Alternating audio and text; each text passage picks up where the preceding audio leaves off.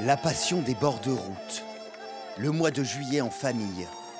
Quand les vacances riment avec Tour de France.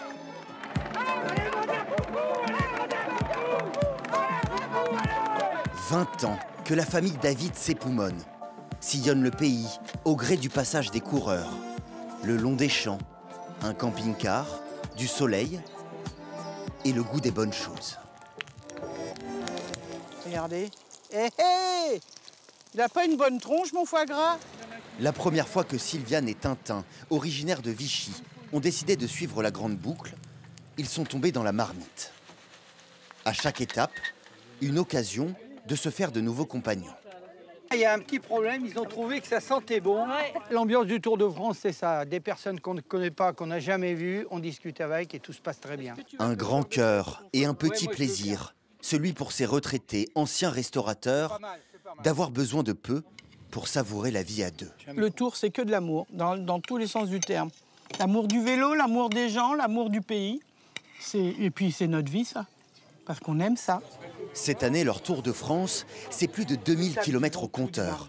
Une organisation stricte, un programme à respecter, mais qu'importe, ils ne changeraient leur plan pour rien au monde. Dans la vie, il faut avoir quelque chose qui te tire, même si c'est qu'une fois par an. Le Tour de France, c'est qu'une fois par an.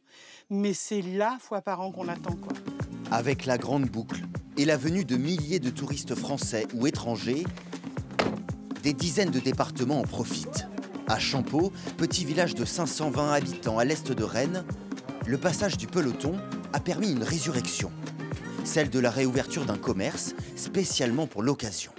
On avait prévu pour 200 portions, on a fait un peu plus de la moitié, je sais pas quelle heure il est, ça va continuer. Le commerce était fermé depuis un certain temps. Là, il y a des jeunes qui l'ouvrent pour la journée, c'est génial. Le Tour de France aurait un impact économique positif, incomparable. En Bretagne, par exemple, une récente étude a montré que chaque euro investi serait multiplié par 3 à l'arrivée.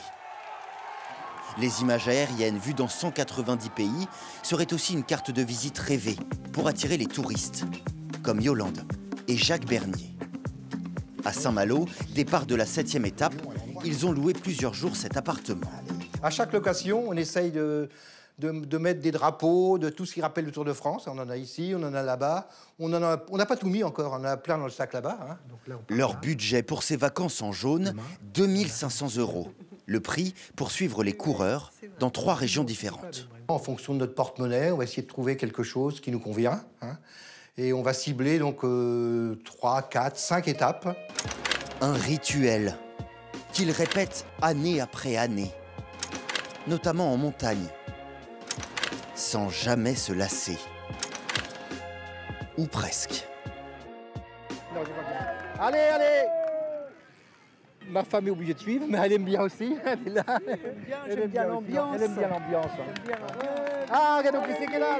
Accro au Tour ou simple spectateur, la Grande Boucle reste une immense attraction qui attire chaque été 12 millions de visiteurs.